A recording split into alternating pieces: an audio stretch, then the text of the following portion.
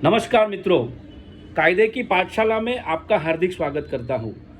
मित्रों, आज हम सोनम वांगचुक जो काफ़ी फेमस पर्सनालिटी है, कहा जाता है कि 3 इडियट फिल्म है इन्हीं के कैरेक्टर पर बनी है। मित्रों, सोनम वांगचुक जो लद्दाख को राज्य का दर्जा दिलवाने एवं 6ठी अनुसूची में शामिल करने के लिए आंदोलन कर रहे थे और उस आंदोलन के दौरान कुछ हिंसक झड़पें हुई थी। उनकी वजह से लेह के डिस्ट्रिक्ट मजिस्ट्रेट ने उनको नेशनल सिक्योरिटी एक्ट के तहत हिरासत में लेने का फैसला किया था और बाद में उनको राजस्थान के जोधपुर के सेंट्रल जेल में ट्रांसफ़र कर दिया गया था। मित्रों, उसके बाद उनकी धर्मपत्नी ने सुप्रीम कोर्ट के अंदर उनकी जो हिरासत है उनको चैलेंज किया था और कोर्ट के अंदर हैबियस कॉर्पस की रीट फाइल की थी। तो मित्रों, उसकी 17 मार्च 2026 को उसकी नेक्स्ट डेट थी, लेकिन उसके पहले ही केंद्र ने वांगचुक की हिरासत को रद्द करने का फैसला सुना दिया। लेकिन मित्रों, इन बिटवीन केस के अंदर क्या क्या हुआ था उसकी मोटी तौर पर जानकारी देना चाहूँगा। मित्रों, जब यह रीट फाइल हुई उसके बाद केंद्र को नोटिस इश्यू किया गया और केंद्र की तरफ से यह हवाला दिया गया कि वांगचुक के जो वीडियो पाए गए हैं उसके अंदर वांगचुक अहिंसक प्रदर्शन की आड़ में युवाओं को हिंसा के लिए उकसा रहे थे। वांगचुक के ऊपर यह भी आरोप था कि वांगचुक कश्मीर के अंदर जनमत संग्रह करने की बात कह रहे थे। वांगचुक लद्दाख के अंदर भारतीय सैनिकों की मदद ना करे ऐसा युवाओं को उकसा रहे थे। साथ ही में नेपाल, बांग्लादेश और श्रीलंका के अंदर जो जेड प्रदर्शन हुए थे उस तरह की प्रदर्शन के लिए भी युवाओं को उकसा रहे थे। साथ में वांगचुक के ऊपर यह भी आरोप था कि वह लोगों को इस तरह से उकसा रहे थे कि जो चीन के अधीन तिब्बत है और पाकिस्तान के अधीन बलूचिस्तान है उसको भी लद्दाख की तुलना में ज़्यादा स्वायत्तता प्राप्त है। साथ ही में उन्होंने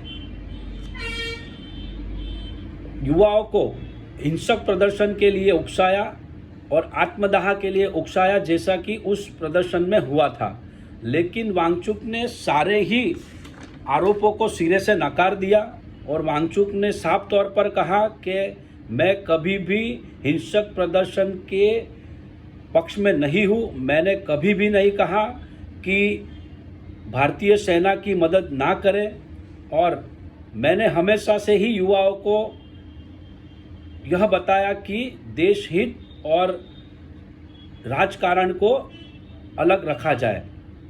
तो मित्रों, इन बिटवीन जब जोधपुर की जेल के अंदर वांगचुक को पेट दर्द की शिकायत थी तो उन्होंने कोर्ट से गुहार लगाई कि उनकी ज़्यादा उम्र को लेकर और उनकी जो हालिया मेडिकल सिचुएशन है उसको लेकर उनको रिहा किया जाए। तब सुप्रीम कोर्ट ने केंद्र से कहा कि उनकी इस अर्जी पर विचार किया जाए, लेकिन केंद्र ने साफ मना कर दिया।